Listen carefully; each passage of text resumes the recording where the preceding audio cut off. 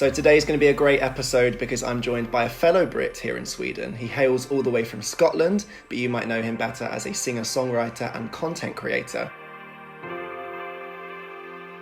Please welcome Archie McCallum to the show. Hey Archie, how's it going? I'm good, Greg. Thanks for having me here. Absolutely. I'm really looking forward to this conversation. I think it's going to be great to get into, your story and what you're about. As I mentioned in the intro, of course, you're from Scotland originally. What kind of part of the country? A small town called Aberfeldy in Highland Perthshire, and then spent a lot of time in Glasgow before I came to Sweden. So maybe 7 years in Glasgow. What part of Sweden did you find yourself in? Well, geographically, it's like the middle of Sweden, but it's way north of Stockholm. Yeah, it's just a lovely small town. And I was going to ask you about that actually, because you said, your background in Scotland, of course, is from, quite a small community, and then you found yourself in quite a small community here in Sweden.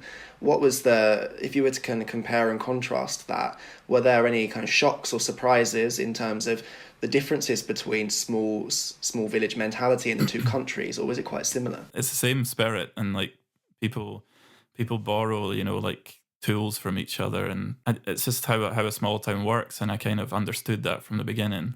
Everyone mucks in. The big difference was the pubs. No pubs. Yeah, of course, really playing into the UK stereotypes now. I'm sure you get asked a lot too, do you miss the pubs? And clearly that's something that was noticed straight away.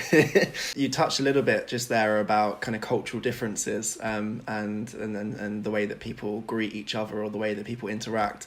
And I'm glad you did, because that's kind of a topic that we've been talking quite a bit about on the channel over the last couple of weeks. And so maybe it would be cool if we could dig kind of a little bit deeper into that now. And I'm wondering, were there any other standout cultural differences for you when you first arrived that it took a bit of adapting to, or took you a little bit by surprise? There was loads of little ones, but a big one that I always remember is just the banter is different here. The banter is great here, but it's different. Just in terms of roasting people as a sort of term of endearment, like that kind of thick skin that you develop over a lifetime of being roasted. Right. Like, I just quickly realised that people weren't really interested in being roasted, like from someone they didn't really know. I mean, like you can roast someone when you've known them for a while here in Sweden. Yeah.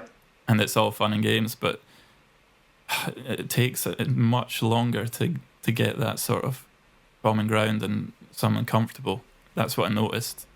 I was getting strange looks because I was so sarcastic, before I came here. Like, I speak in opposites, basically.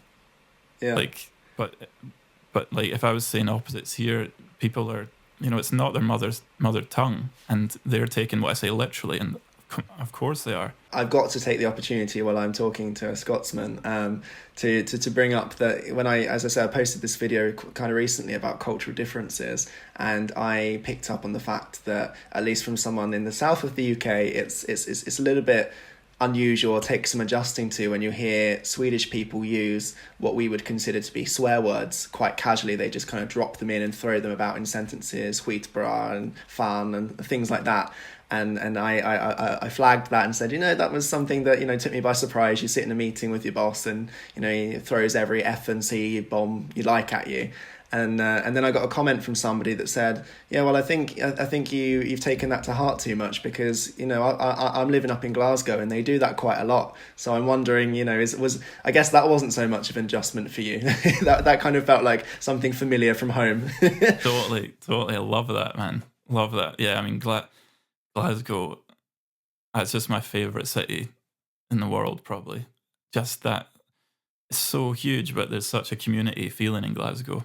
And I think maybe Gothenburg would remind me the most of Glasgow in Sweden. Yeah, I mean, sentences start with a swear word in Glasgow, and then, connecting words are swear words. When you're just thinking, like someone will just swear while they're thinking and, continue their sentence. Even on TV, that's the thing in UK as well. Like, TV is so strict, and like you get people complaining. I guess that also, you know, that plays into maybe the musical influences that I'm sure we'll get into later as well. But the same when you listen to the radio here, and they're always playing the uncensored version of the track. And I guess, you know, maybe from someone with a real musical kind of blood within them, that must feel quite liberating, because then you're playing the song the way the artist intended it, rather than playing some, you know, watered down version to suit the masses that might be offended, like you do in the UK. Yeah, it's liberating.